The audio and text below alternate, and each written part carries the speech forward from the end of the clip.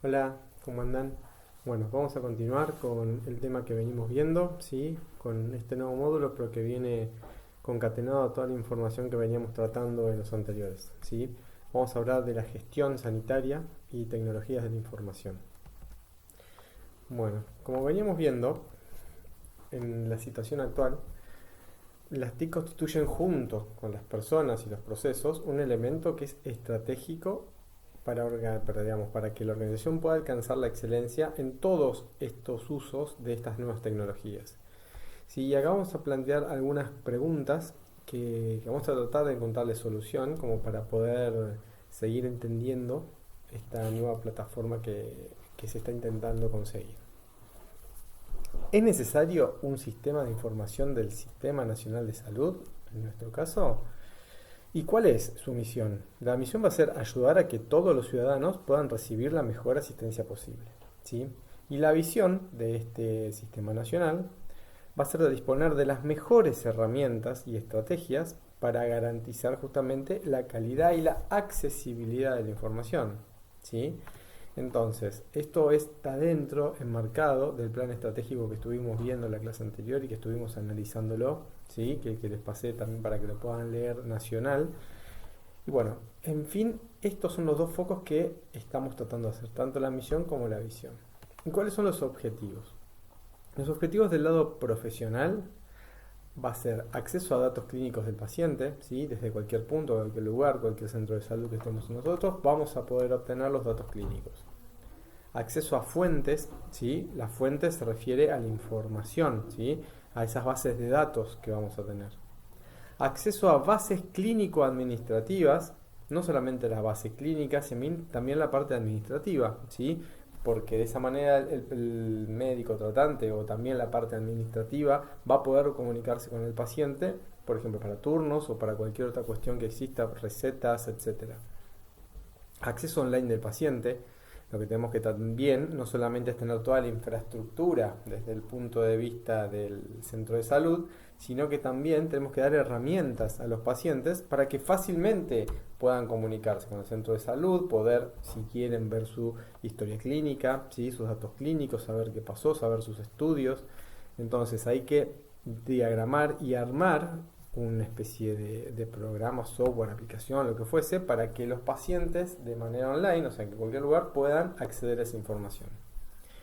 También acceso online interniveles asistenciales. ¿Qué significa interniveles? Que cualquier persona, tanto el tratante, por ahí si generalmente tenemos un médico que nos deriva a otro médico, bueno, todos los niveles de asistencia que tengamos, vamos a tener que tener acceso online y ver esa trazabilidad en el momento que nos están derivando o que estamos haciendo varias cosas. Por ejemplo, si hacemos un traumatólogo nos atiende, nos hace un estudio, tenemos una placa que es paralela y que también está acorde a ese estudio en otro nivel, ¿sí? Entonces toda esa información la vamos a tener que tener disponible. Acceso online con otros profesionales, ¿sí? La idea que estos médicos, estos profesionales de la salud puedan hacer interconsultas y puedan por ahí sacar de un problema puntual junto con otros médicos la opción de poder, digamos, tener otra idea, otra vista, otra opción y poder analizar en forma conjunta alguna patología en particular.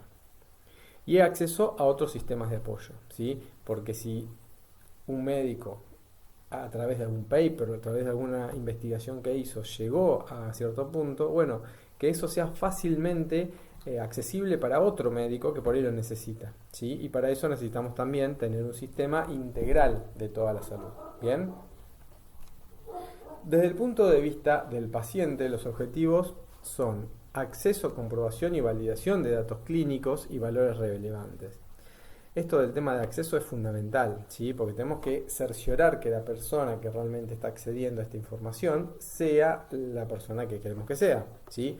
Tiene que validar los datos. Hoy ya hay un montón de formas de validación, con, por ejemplo, con sistemas biométricos, ¿sí?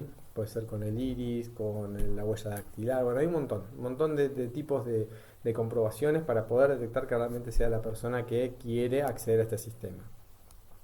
Acceso a fuentes de información sobre autocuidados de salud, ¿sí? Tener una base, que en un momento creo que también lo charlamos en clase, que podemos directamente ingresar a un sistema que de manera automática nos vaya diciendo las cosas, por lo menos globales y generales, para poder saber cómo atenderla en un momento de urgencia, por ejemplo, ¿sí? Que tengamos también en esa misma aplicación o en ese mismo software o en otro que también provea el centro de salud o el Ministerio de Salud, donde el paciente pueda ver y de esa manera saber cuáles son los autocuidados, por ahí sin la necesidad de sacar un turno con un médico, ¿sí? O de ir a una guardia o de evitar colapsar ese tipo de consultas. Y realizar gestiones online, tanto como turnos, como todo lo que fuese necesario para que el paciente tenga vínculo con algún centro, todo que sea online, ¿sí? Que le avise de manera online, que pueda sacar un turno, que la atención una vez que se atiende le llegue un mensaje por ahí con hasta un feedback de cómo fue la atención, el tiempo de espera. Bueno, se van a minimizar un montón de cuestiones, ¿sí? Tanto las gestiones también de las recetas que decíamos, que no hace falta ir a PAMI a hacerlo, no, que directamente haya un sistema integrado que me permita cargar, en caso que el médico me lo permita, los medicamentos que yo necesite de manera online, ¿sí? Y desde el punto de vista de los gestores, los objetivos va a ser cuadros de mandos integrados, ¿sí? Gestores se refieren a la gestión de los centros de salud. Integrados, ¿por qué? Porque todos van a tener esta herramienta para utilizar justamente como para poder manejar de manera óptima todas las cuestiones inherentes al servicio, ¿sí? Entonces, si vos tenés todos los mandos que están integrados entre sí, vamos a tener, digamos, una forma de una vista integral, ¿sí? No necesariamente individual. Entonces eso va a aportar a que otras personas en otro centro de salud puedan aportar las mejores políticas para poder manejarlo, ¿sí?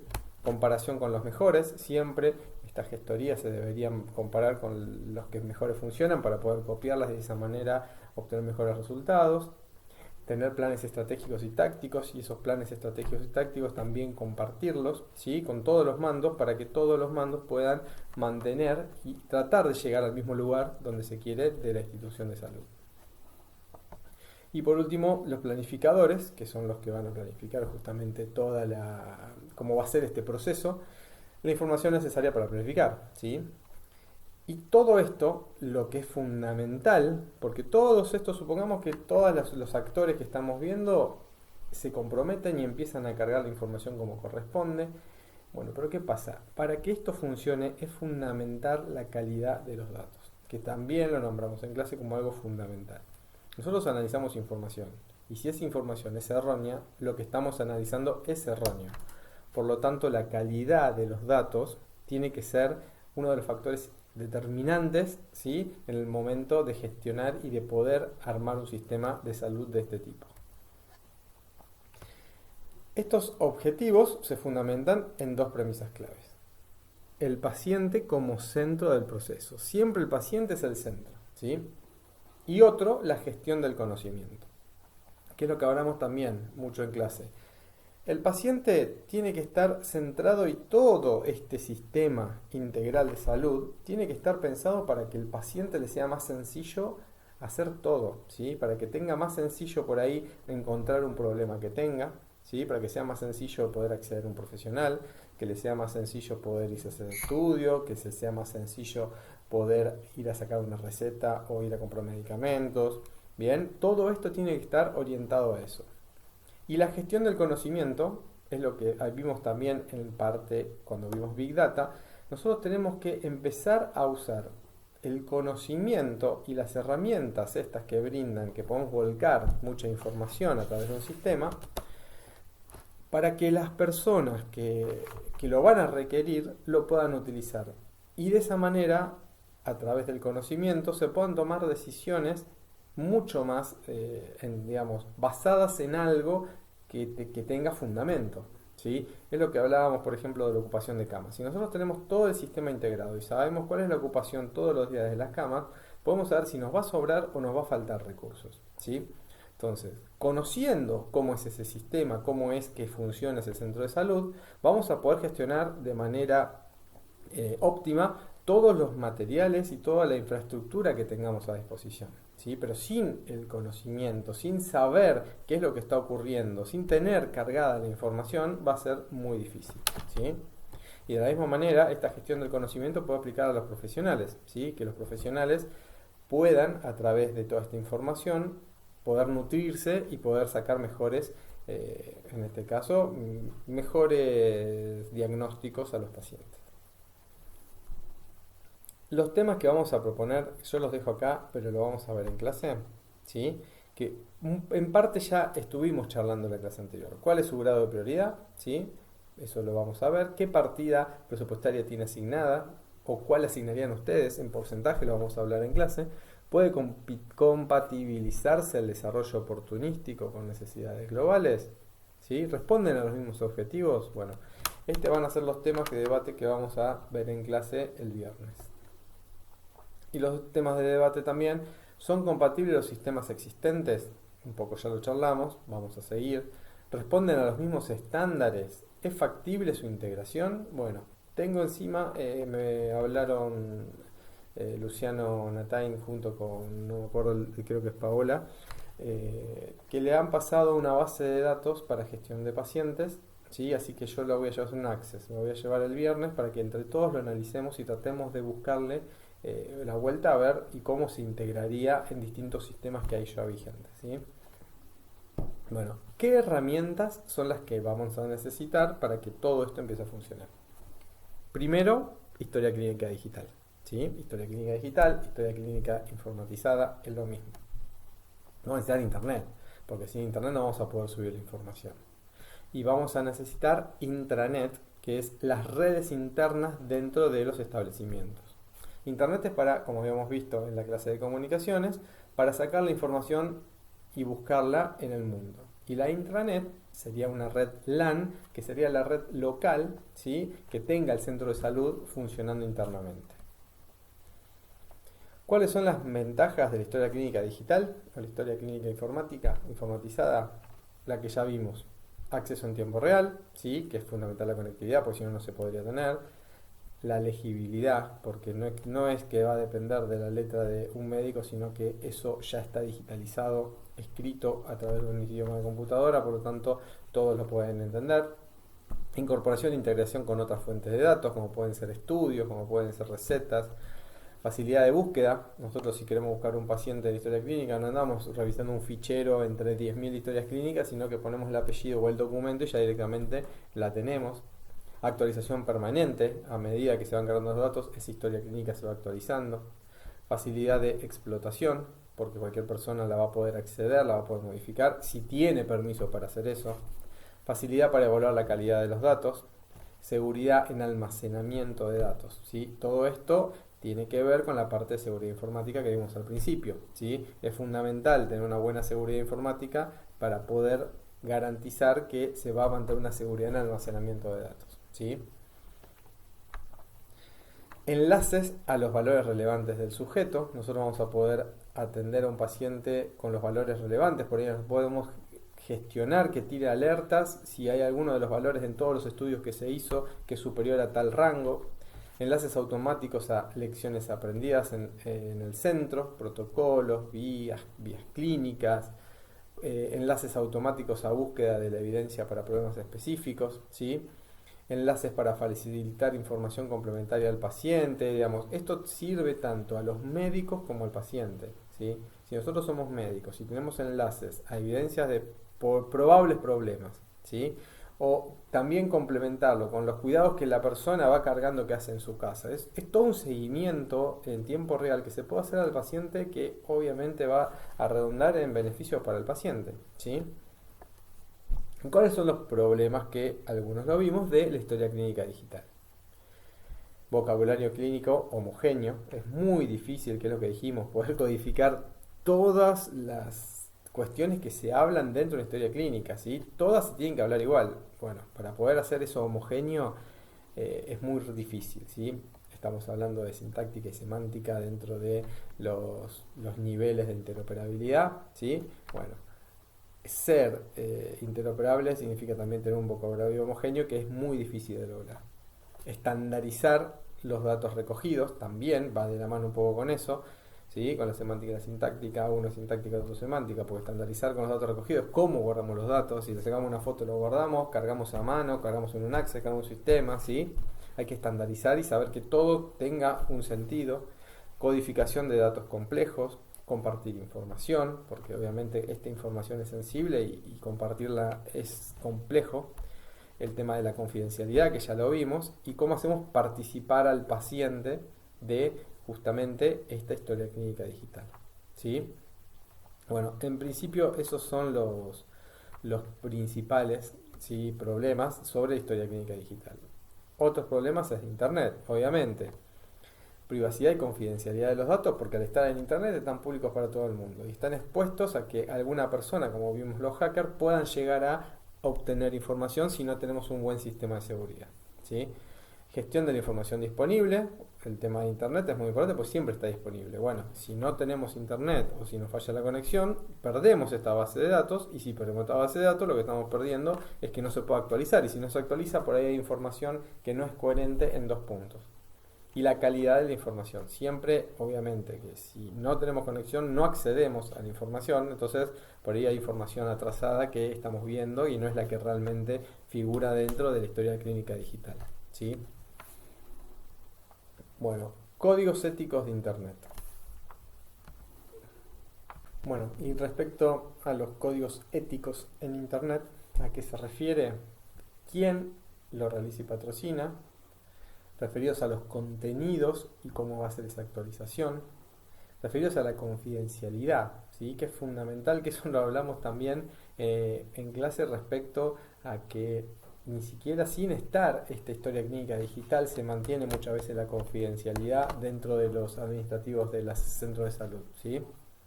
El comercio electrónico, ¿sí? Entonces es muy importante el tema del código ético en Internet, ¿sí?, por cómo tenemos que manejar este tipo de información. Estos son algunos de los códigos existentes, ¿sí? Pero bueno, en general, como es información muy sensible, hay que tener cuidado y armar políticas firmes y una estrategia dentro del sistema y dentro de toda la organización fuerte como para que esto no ocurra. Y a la vez acompañar con toda la normativa legal que va a, digamos, a normar este tipo de prácticas, ¿sí? Junto con eso, aspectos ético-legales de la información sanitaria. ¿Cuáles son los temas de debate? ¿Puede sustituir la historia clínica digital el papel? ¿Sí? ¿Validez jurídica de los archivos electrónicos? ¿Tiene validez realmente un archivo electrónico como un papel? ¿Quiénes deben guardar secreto? ¿Consentimiento del paciente para su utilización o no asistencial? ¿Van a permitirlo? ¿Modificación y cancelación de datos? ¿Cómo es la confidencialidad, la seguridad justamente de esta información? ¿Y cuáles son las repercusiones civiles y penales? ¿Qué pasa si hay algo que se modifica de manera, digamos, que es puntual y que es adrede por una persona? Eso tiene que tener una consecuencia penal, ¿sí? Bueno, todas estas cuestiones de aspectos legales son los que se están tratando y que todavía no están totalmente cerrados. Y la idea es que lo tratemos de discutir y veamos cuál es la, más o menos, como disparador para en clase, cuál es la opinión de cada uno, ¿sí? Dentro de la confidencialidad de la información sanitaria, ¿debe primar el principio de autonomía del paciente sobre el interés general? Bueno, algo de esto charlamos, pero bueno, estaría bueno volver a debatir, ¿sí? Lean el tema de la estrategia de salud, como para poder debatir esto después el viernes que viene. ¿Qué actitud tomar si un paciente expresamente prohíbe que sus datos clínicos o no queden registrados? ¿Sí? Dentro de la seguridad de los datos de la historia clínica, ¿no? Los datos son muy fáciles de inspeccionar, copiar, transmitir.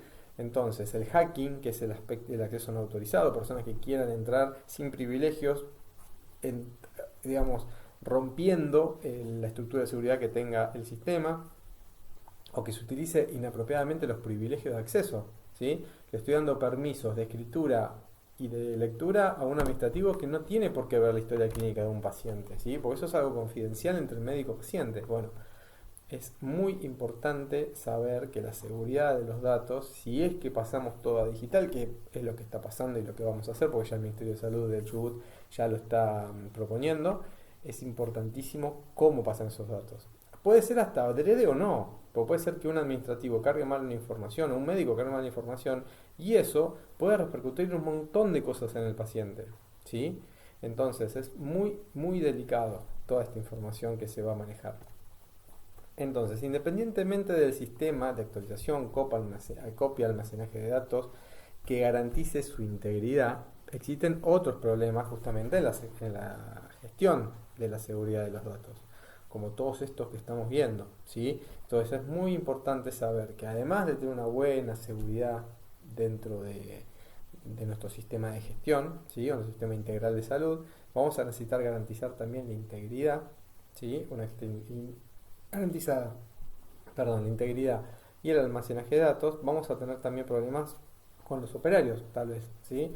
Entonces, bueno, todas las cuestiones son importantes de tratar de minimizarlas a la mínima expresión para que este sistema integral de salud pueda funcionar en su conjunto. Bueno, problema. Vamos a ver algunos problemas y vemos cómo actuaríamos. Identificar al usuario, ¿sí? El problema sería identificar al usuario. Entonces, ¿cómo conoce el sistema que el usuario tiene capacidad de acceso? ¿Sí? ¿Cómo sabemos que esa persona que se está tratando de identificar con usuario y contraseña tiene la capacidad de acceso a dónde quiere ingresar? ¿Sí? Entonces, la solución es relativamente sencilla con barreras anti-hacking, ¿sí? Una clave y un password, tanto en la máquina celular ya lo tenemos generalmente, si hoy que casi todo está en el celular, es muy recomendable que los accesos no queden libres, ¿sí?